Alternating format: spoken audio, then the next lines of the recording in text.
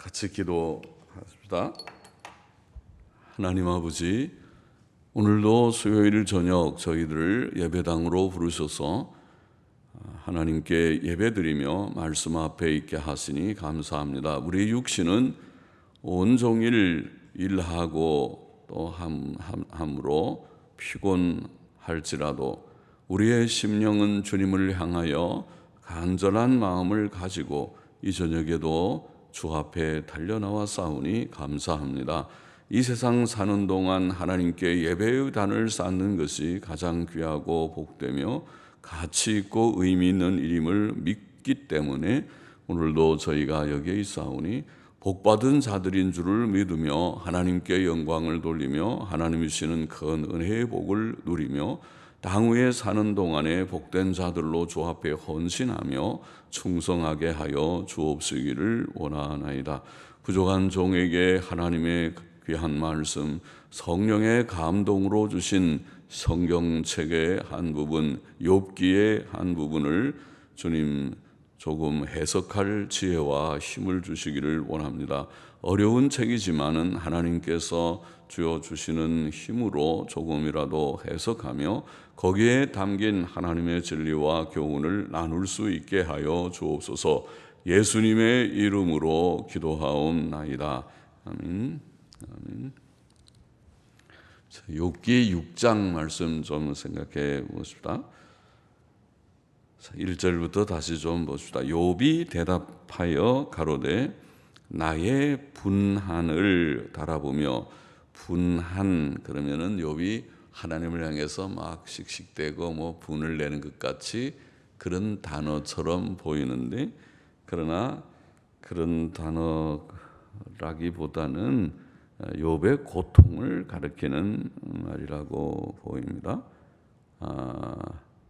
옛날 영어 성경은 그냥 sorrow, grief, 그냥 그 근심, 걱정 그런 정도죠. 또 근래 영어 성경은 vexation, anguish, 걱정, 고통 그런 정도입니다. 그러니까 나의 고통쯤 하면은 좋을 것이라고 봅니다. 분한보다는 나의 고통을 달아보며 나의 모든 재앙을 저울에 둘 수 있으면 바다 모래보다도 무거울 것이라. 저울에 둘 수 있으면 좋겠도다. 원문은 아마 거기서 끊어지는 것 같습니다. 둘 수 있으면 좋겠도다. 이는 그것이 바다 모래보다 무거울 것이미로다. 여러분, 모래가 물이 이렇게 젖어 있는 모래는 꽤 무겁죠. 모래가 물이 다 빠지고 마르면은 조금 그 무게가 가벼워지는데, 모래가 물이 젖어 있는 모래는 무겁습니다. 바다 모래는 거기다 짠기까지 있으니까 더 무거울 것 같이 보입니다. 그래서 바다 모래보다 무거울 것이다. 그러니까 매우 지금 고통이 심하고 또 당한 재난이 혹독하다는 것을 말하죠. 그러므로 하여 나의 말이 경솔하였구나. 경솔, 잘 번역했지만은 경솔하였구나. 영어 성경들은 rash 혹은 또 사전에는 talk while들이 거칠게 이제 내 말이 좀 거칠었구나, 혹은 내 말이 성급하였구나. 그렇게 사전은 새기고 영어 성경들도 그런 뜻으로 여러 가지로 번역했지만은 그런 권위 있는 NASB 성경은 rash라고 해서 rash란 말이 성급함 그런 혹은 무모함 그런 뜻입니다. 그래서 나의 말이 좀 성급했구나 혹은 거칠었구나 그런 말입니다. 그래서 너무 고통스럽다 보면 말이 막 좀 세게 나오고 급하게 좀 더 잘 다듬어지지 않고 조금 더 생각해서 세련되지 않고 조금 조절하지 못하고 막 급하게 나오고 좀 거칠게 나오고 할 수 있죠. 그런 표현이라고 봅니다. 그 다음에 이는 전능자의 살이 내 속에 박힘에 나의 영이 그 독을 마셨나니 하나님의 두려움이 나를 엄습하여 치는구나. 지금 욥은 자신이 당하는 고난이 하나님이 주신 것이라는 것을 알고 있고 또 지금 인정하고 있고 고백하고 있습니다. 보통 사람들이 고난 받으면 재수가 없어서 받는다든가 이거는 또 암흑의 탓이다. 톡 말하면 요새 말하는 대로 이거는 대통령 탓이고 이거는 정부 탓이고 이거는 더 돈 많은 부자들 탓이고 또 그렇게 우리가 남의 타령을 할 수도 있지만은 그렇지 않고 우리가 당하는 모든 현실은 고난의 현실은 하나님이 주신 것이다. 욥의 고난은 재산의 상실, 재산이 많던 재산이 부자였는데 하루아침에 다 재산이 날아가 버렸습니다. 그죠? 재산이 없는 그냥 그 평범한 사람들, 늘 조금 벌어서 그냥 먹고 사는 사람들, 재산이 없는 사람들은 실감이 안 되겠죠. 잃어버릴 것도 별로 없죠. 그러나 재산이 많던 사람들, 예를 들면 오늘날로 몇 억씩, 몇십억씩 있다가 하루아침에 갑자기 무슨 그 일이 생겨서 몇십억이 날아가 버렸다.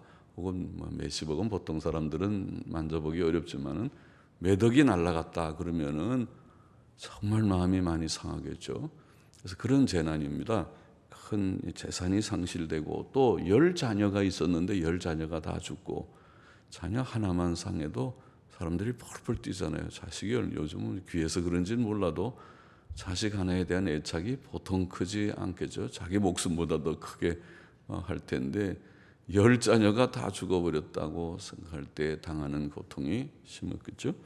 거기에다가 몸에 병까지 들었으니까 몸이 몹시 아파가지고 잘 낫지도 않고 계속 고통스럽고 일도 못하고 그렇게 된다고 생각해 보셔요. 여러분들이 몸이 아파서 집에 누워있고 시름시름하고 그리고 또 딱히 무슨 치료하는 방법도 없고 병원에 가봐도 그거는 치료할 수 없습니다. 그렇게 되면은 어떻겠습니까? 이런 그 혹독한 고난을 여기는 하나님의 화살이 하나님이 화살로 욥에게 딱 화살을 쏘아서 화살이 딱 박힌 것과 같다고 표현하고 전능자의 살이 내 몸에 박힘에 내 영이 그 독을 마셨더니 독화살이네요.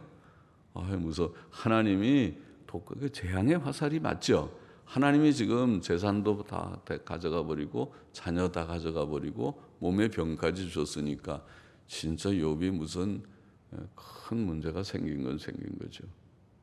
이제 우리가 다 욥기를 아니까 그렇지 보통 생각하면 욥은 하나님께 벌 받았구나.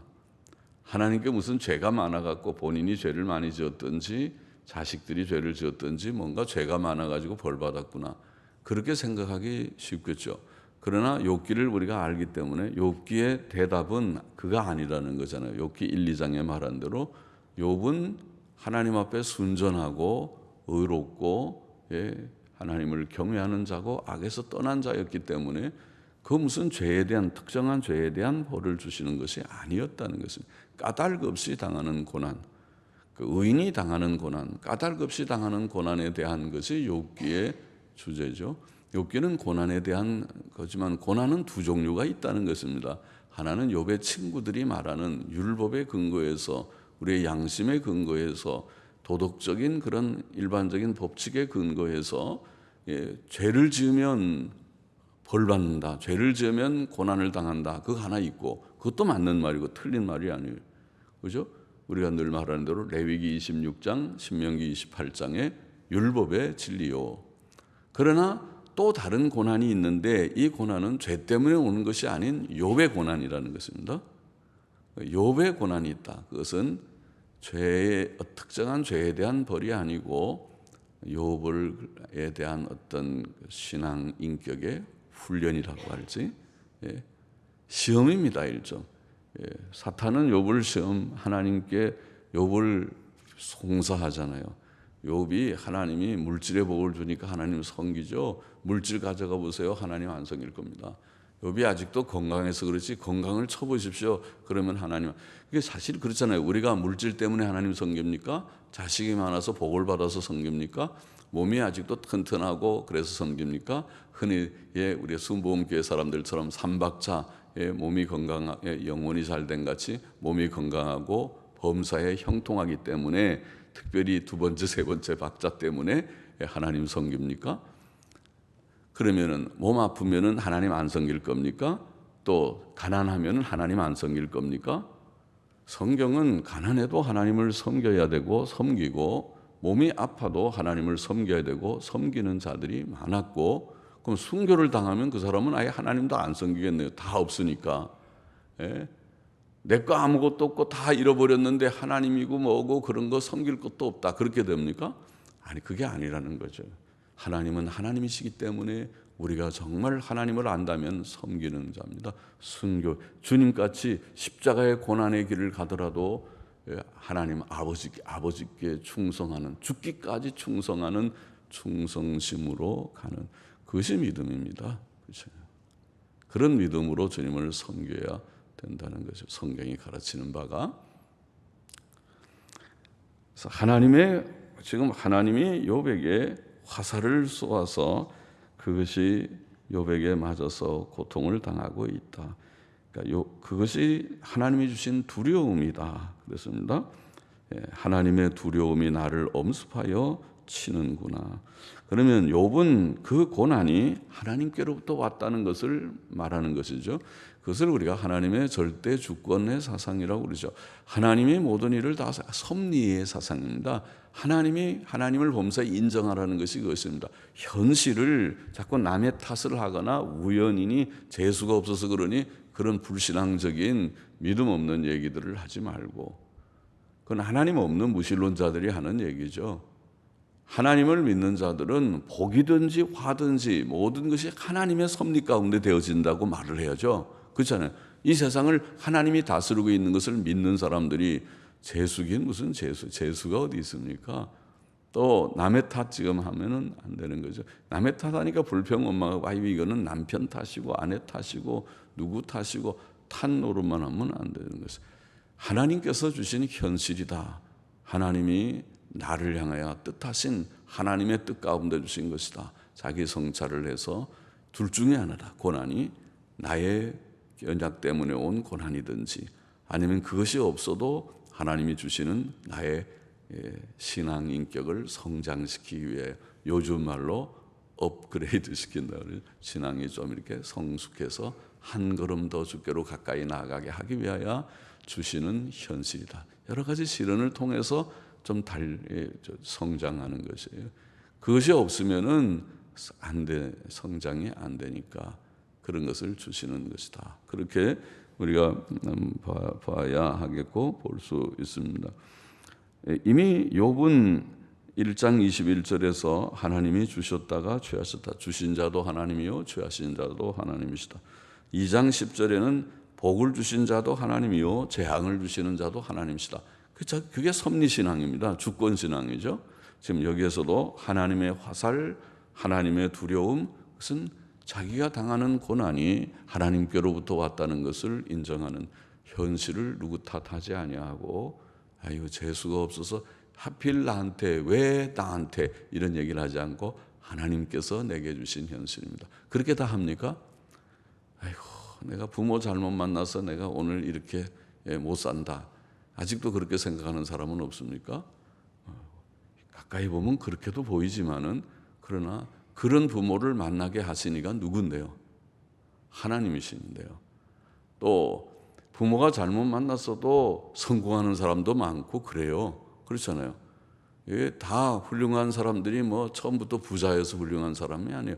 요새 말로 금수저, 은수저라 다 성공하는 게 아니고, 흙수저, 아무것도 없는 데서부터 열심히 노력해서 성공하는 사람들도 있거든요. 그러니까 남의 탓 하지 말아요. 하나님께서 주신 현실이고 하나님과의 나와의 관계 속에서 다 생각해야 됩니다. 하나님께서 모든 것을 주셨다는 것이 이제 깨달아지면, 그것이 인정되면, 하나님의 절대 주권, 하나님의 섭리를 인정하게 되면 거기에 사실은 해답이 다 있어요. 해결책도 그 속에 있잖아요. 하나님이 주셨으면 하나님이 거둬갈 수 있고, 하나님이 화를 주셨으면 하나님이 복도 주실 수 있고, 하나님이 때렸으면 그 거두어 회복시켜 줄 수 있고, 그 속에 해답이 다 있지 않습니까? 하나님께 해결책이 있습니다. 그것이 우리가 간혹 인용하는 신명기 32장 39절의 요절 말씀이죠. 이제는 나 곧 내가 그인 줄 알라. 나와 함께 하는 신이 없도다. 내가 죽이기도 하며 살리기도 하며 상하게도 하며 낫게도 하나니 내 손에서 능히 건질 자 없도다. 그렇죠. 그것이 바로 절대 주권 섭리자 하나님을 증거한 것이죠. 그 사상을 가진 것이 나중에 사무엘상 1장에 한나라고 하는 사무엘의 어머니 여성도의 믿음이었습니다. 여성도는 한나는 바로 그 믿음, 귀한 믿음이죠. 그것을 여인이지만은 가졌고, 그래서 성경책에 한나의 기도가 쓰여질 정도로 정말 놀라운 거죠.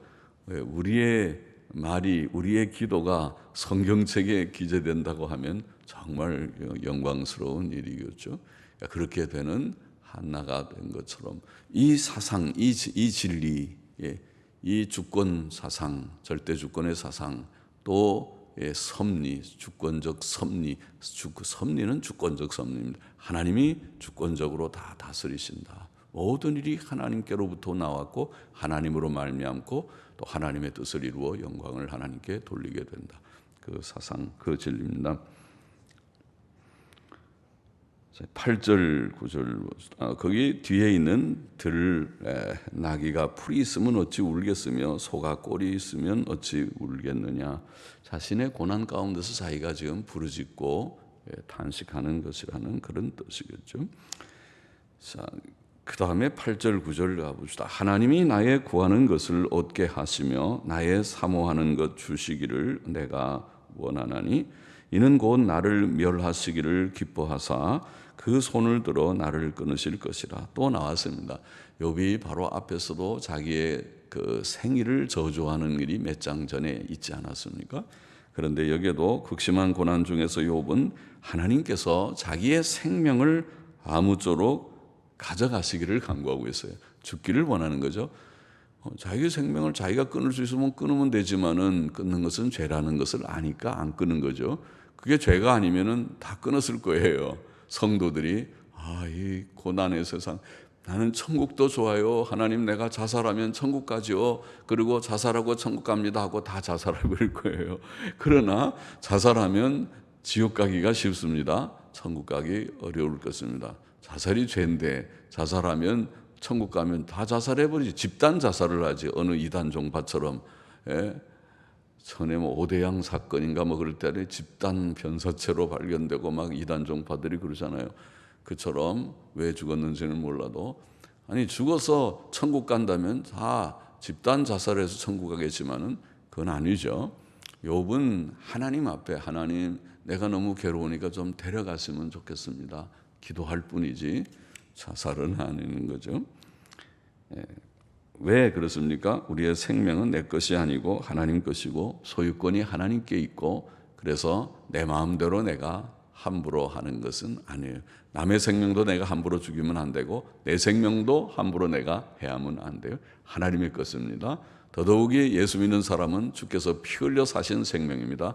노타치입니다. 우리가 함부로 우리의 생명을 해하면 안 됩니다. 그 자체가 죄입니다. 지옥 가고 싶으면 마음대로 하십시오. 그러나 천국 가고 싶으면 나는 죄 짓지 않는 이 한 가지는 내가 지켜보겠다고 해야 될 것입니다. 안 됩니다. 죄 지으면 안 됩니다. 10절 보십시다. 그러할지라도, 나를 죽게 할지라도, 그 말이죠. 그러할지라도 내가 오히려 위로를 받고 무정한 고통 가운데서도 무정한 혹은 무자비한 혹독한 그런 뜻인데, 무정한 고통 가운데서도 기뻐할 것은 내가 거룩하신 이의 말씀을 거역지 아니하였음이니라. 귀한, 중요한 그런 발언이죠. 고백이죠. 욥기에서 욥의 친구들은 지금 뭐예요? 한결같이 네가 죄를 지어서 혹은 네 아들이 자녀들이 죄를 지어서 하나님께서 죄에 대한 징벌로 네게 이런 혹독한 고난을 줬다는 것이 욥의 친구들의 주장의 요점입니다. 그러면 욥의 친구들은 죄 지으면 벌 받는다는 말은 옳지만은 그건 성경적이지만은 적용이 잘못됐다고 그랬어요. 욥에게 그게 적용되는 것은 틀렸다. 그렇게 말할 수 있어요. 그리고 욥은 계속해서 지금 변명하기를 나는 하나님 앞에 양심에 거리끼는 죄를 지은 적이 없다는 것입니다. 지금 여기도 그렇게 말했어요. 내가 거룩하신 이의 말씀을 거역하지 아니하였습니다. 거역이라고 번역했는데 카카드라는 말은 부인하지, 영어 성경들은 아마 그렇게 번역했을 것입니다. 부인하지 않았다. 하나님의 말씀을 부정하고 나 그 말씀 안 지킬 거예요. 그 말씀 내가 지키고 싶은 마음이 없어요. 자기 마음대로 하나님의 말씀을 예 아니요 했다는 것 하는 거죠. 그렇게 하지 않았다는 것입니다. 하나님의 말씀 앞에는 예만 있어요. 하나님의 말씀이 말하면은 내가 그것을 믿겠습니다. 하나님 말씀인 줄을 믿습니다. 말씀을 받아요. 아담 에덴 동산에서부터 하나님의 말씀이 명령이 분명하면 그것을 사람은 받았고 믿고 그대로 지켜야 했잖아요. 그것이 하나님의 말씀, 하나님께서 주신 말씀이 분명하면 이것이 성경의 말씀, 하나님의 말씀, 예수님의 말씀, 하나님 주신 계명이 분명할진데 그것에 대해서는 아니오가 없습니다. 예, 해보겠습니다. 예, 해보겠습니다. 의대로 살아보겠습니다. 하나님의 뜻대로 살아보겠습니다 합니다. 예, 거기를 자기 마음대로 가감해가지고 가감해서 적당히 함부로 할인하고 함부로 수정보완하고 그렇게 하지 않습니다. 하나님의 뜻대로 내가 주의 뜻대로 살아보겠습니다. 그것뿐입니다. 여기에 내가 거룩하신 이의 말씀을 거역지 혹은 부인하지 아니하였습니다. 그렇기 때문에 내가 죽는다 하더라도 내가 위로를 받고 또 무정한 지금 고통 가운데 현재 있지만은 그 가운데서 내가 기뻐할 수 있다. 그렇게 표현했다고 봅니다. 내가 오히려 위로를 받고 무정한 고통 가운데서도 기뻐할 것은 이러이러합니다. 그러니까 우리가 하나님의 법을 바로 지키면은 이 위로, 이 기쁨이 있겠죠? 있습니다. 하나님께서 주시겠죠? 주십니다. 그러나 내가 죄만 지으면 기쁨이 없어요. 악인에게는 평강이 없습니다. 죄 지으면 하나님의 법도대로 안 살면 마음의 평안도 없습니다. 위로도 없습니다. 하나님께서 주시는 복도 기대할 수 없습니다. 아무것도 없습니다.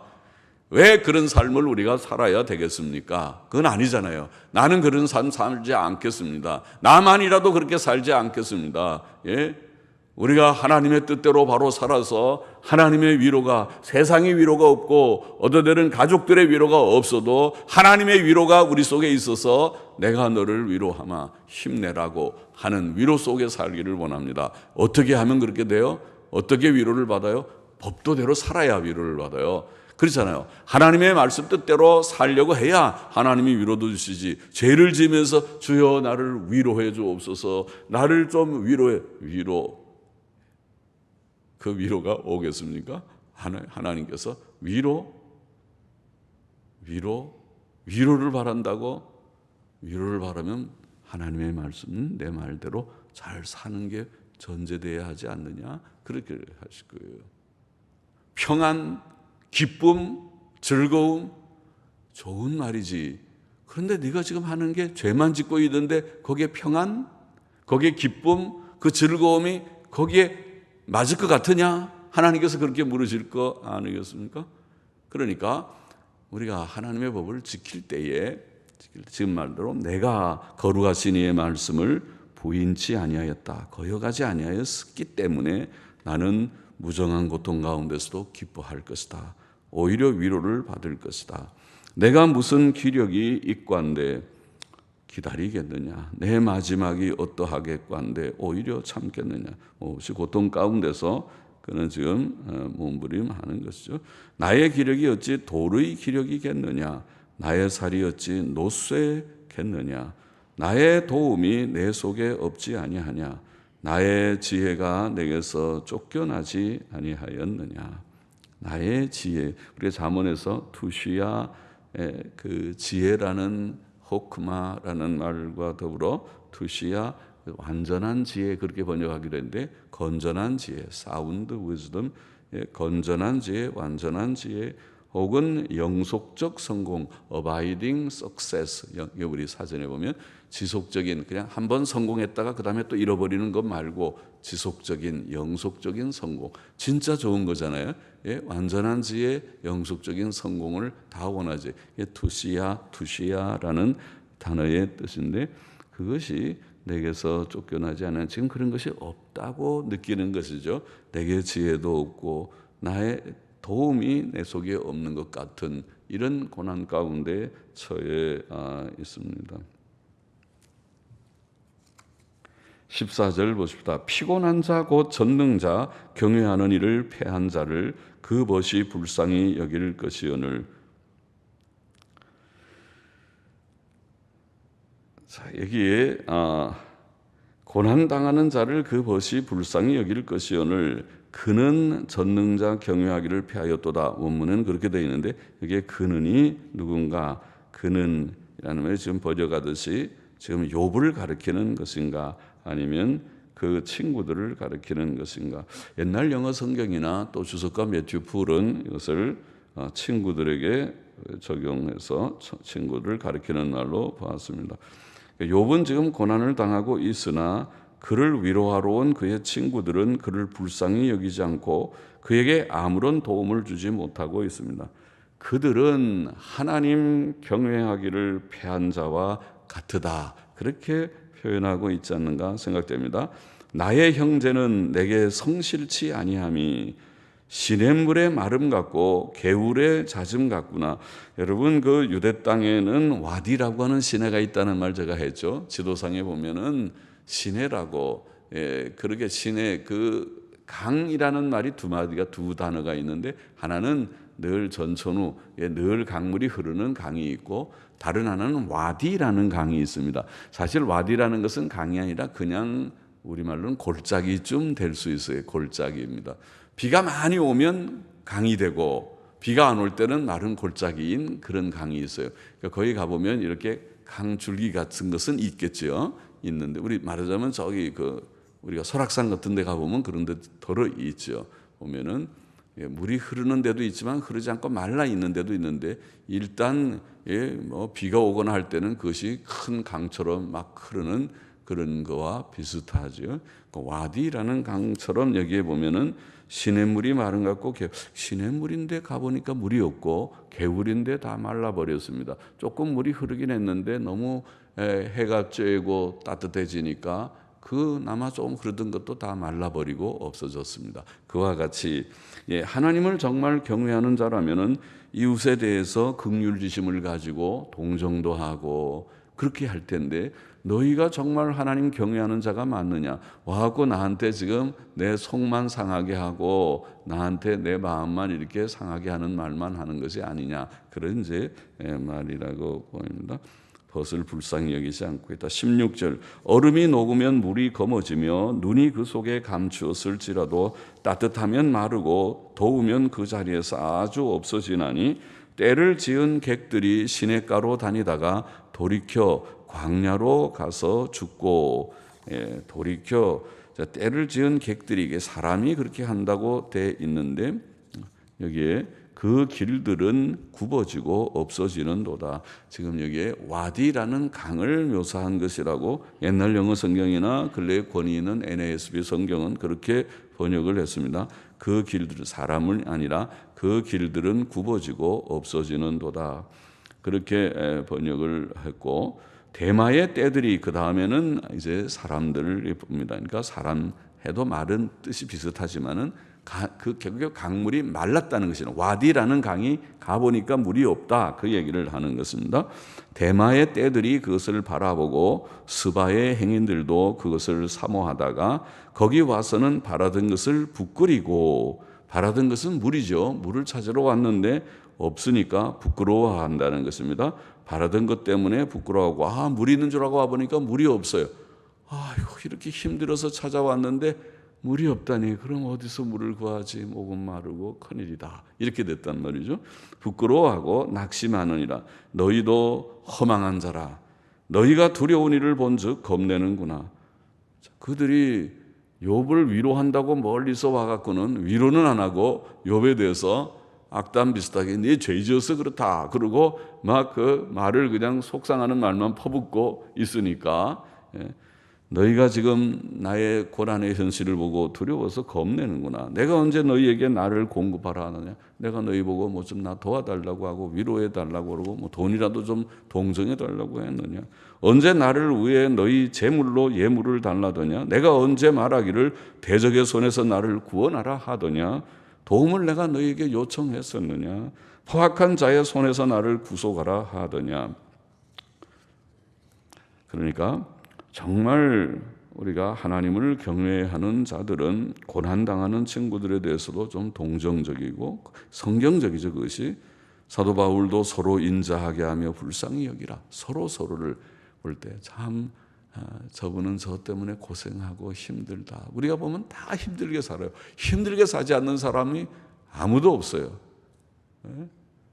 제가 그 신방을 가보니까 그렇더라고요. 신방 가니까 아이고 그 권사님도 참 힘들게 사신다. 연세가 많은데 옛날 같으면은 며느리들이 다 왕할머니로 모시고 다 안방에 딱 앉아서 얘야 부르면은 와가지고 다 섬기고 할 그런 나이들이잖아요, 전부. 그런데 이제는 전부 젊은 사람들은 다 분가해서 나가고 노인들이 자기가 이제는 밥 지어 드셔야 되고 빨래하고 청소해야 사는 시대가 됐잖아요. 또 남편들께서는 이제 손자 손녀들 전부 학원이고 뭐 어디 피아노고 뭐 어디고 전 모셔다 드리느라고 운전기사더라고요, 완전히. 그러니까 아침부터 저녁까지 전부 차량 운전하느라고 바쁘시고 이게 지금 뭐하는 사는 것이 우리가 사는 게 도대체 이게 뭔지 싶은 그런 그게 고난이잖아요. 전부 그 집만 그래요. 다 보면은 우리가 노경에 어려운 일들이 많고 젊은이는 젊은이대로 나이 든 사람은 나이 든 사람대로 고난의 현실 속에서 서로를 불쌍히 여기고 또 마음을 같이하여 사도 베드로는 너희가 다 마음을 같이하여 체휼하며 체휼이라는 말도 좋은 말이죠. 그는 체휼은 영어로는 심파티입니다. 감정을 같이 하는 것입니다. 동정한다. 우리는 동정이라는 말은 남을 이렇게 측은히 여기는 그 어감이 있지만 원래 한자의 동정이라는 말은 감정을 같이 갖는 거잖아요. 우리가 감정도 남의 그런 고통 내 고통, 남의 기쁨 내 기쁨, 그게 동정입니다. 감정이 같아지는 것이거든요. 체휼을 하는 것입니다. 같은 감정을 가지고 남을 서로 불쌍히 여기는 이 심정이 하나님을 경외하는 자들, 욥의 친구들에게 사실은 요구되는 것인데 실제로 욥의 친구들이 그렇지 못하다는 말이죠. 24절 보시죠. 내게 가르쳐서 나의 허물된 것을 깨닫게 하라. 내가 잠잠하리라. 옳은 말은 어찌 그리 유력한지. 옳은 말은 어찌 그리 유력한지. 그렇지만 너희의 책망은 무엇을 책망함이뇨? 너희가 말을 책망하려느냐? 소망이 끊어진 자의 말은 바람 같으니라. 너희는 고아를 제비 뽑으며 너희 벗을 매매할 자로구나. 자, 욥의 친구들의 책망이 잘못된 책망이라는 말을 합니다. 옳은 말은 아주 힘이 있지만은 너희의 책망은 도대체 뭐냐? 너희가 도대체 뭘 책망하느냐? 우리가 뭘 지금 친구들이 욥에게 너 지금 죄 지어서 그렇다. 좋아요. 그렇게 책망하려면 구체적으로 죄 지은 것을 드러내서 증거해야 되잖아요. 너 언제 이런 죄 지었잖아. 그렇게 얘기를 해야지. 아무것도 알지 못하고 무조건 고난만 보고 고난을 받으니까 너는 죄 지었구나. 추측이잖아요. 추측. 세상에 그런 추측 갖고 남을 정죄하고 책망하는 사람이 어디 있어요. 그러면 안 되는 거잖아요. 우리가 뭐를 책망하려면 확실한 잘못에 근거해서 해야 되는 것이고 또 한 가지는 남의 말꼬리 잡듯이 지금 욥은 고난 가운데 있으니까 그 말이 제대로 나오겠어요? 어떤 데는 내가 죽으면 좋겠다느니 생일도 저주하느니 말이 조금 거칠게 나올 수도 있지. 그 말꼬리 잡아서 너 이 말했구나 저 말했구나. 지금 고난 당하는 사람하고 말장난하고 있느냐고요. 그 할 것이 아니죠. 정말 고난은 죄 때문에 왔다면 너 이런 죄 내가 잘 아는데 하고 근거를 대든지 근거 되는 것이 없으면 입 다물고 있어요. 잘 알지 못하면서 고난 때문에 죄 때문에 천벌을 받았느니 함부로 그 말을 하면 상대방이 얼마나 마음이 상하겠어요. 그리고 동정심이 없는 책망이라고 말합니다. 고아를 제비 뽑고 벗을 매매하고 너 고아 제비 뽑아서 누구한테 팔아먹기나 하고 그런 사람과 같이 제비 뽑고 그러면은 동정심이 없잖아요. 정말 사랑 있는 사람은 고아를 보호해야 되고 그렇게 해야 되죠. 벗을 매매하면 되겠습니까? 벗을 지켜주고 돈 주고 오히려 건져주고 해야 되지 않겠습니까? 28절 보세요. 이제 너희가 나를 향하여 보기를 원하노라. 내가 너희를 대면하여 결코 거짓말하지 아니하리라. 너희는 돌이켜 불의한 것이 없게 하기를 원하노라. 너희는 돌이키라. 내 일이 의로우니라. 또 나왔어요. 예? 너희가 지금 말하는 것이 다 불의하고 잘못되었다. 내가 정말 너희에게 거짓말하지 않고 참말을 하겠다. 내 일이 의로우니라. 나는 내가 정말 하나님 앞에 말하는데 죄 짓지 않고 바로 살려고 몸부림했다. 하나님도 인정했잖아요. 그렇게.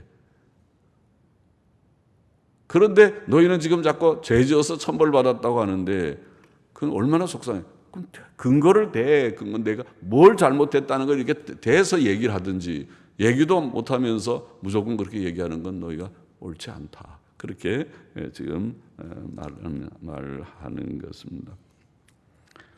욥이 상당히 담대하죠. 바르게 살려고 하니까 그래도 이만큼 담대할 것이라고 봅니다. 바울도 내가 자책할 아무것도 깨닫지 못한다. 그렇게 말했습니다. 바르게 살아보려고 하니까 그런 담대함이 있습니다.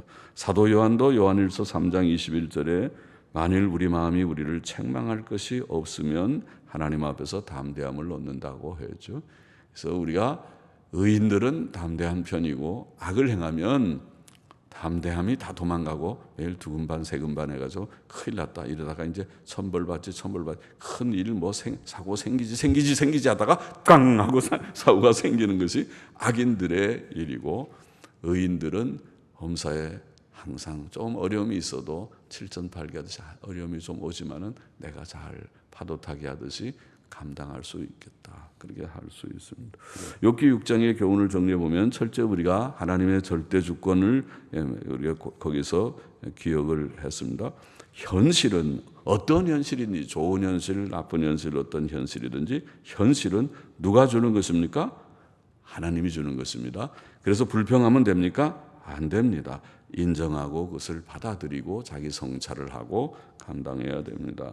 둘째로 우리가 지금 욥의 지금 이 태도에서 보듯이 죄를 멀리하고 양심의 거리낌 없이 하나님 말씀 지키고 의로운 삶으로서 하나님 앞에 상당한 담대함을 얻는 것은 성경적입니다. 의인은 사자같이 담대하다고 했습니다. 하나님이 고난 중에도 그런 자들에게 위로와 기쁨을 주실 것을 믿습니다. 그렇게 되기를 원합니다. 의롭고 담대한 삶을 살아야겠다는 것과 또 한 가지 여기에 더 보면은 욥의 친구들이 정말 바람직한 것은 뭐예요? 그들은 참된 사랑과 동정심을 가지고 친구를 불쌍히 여기는 것일 것입니다. 그리고 위로하는 것이고 그에게 선을 베푸는 것입니다.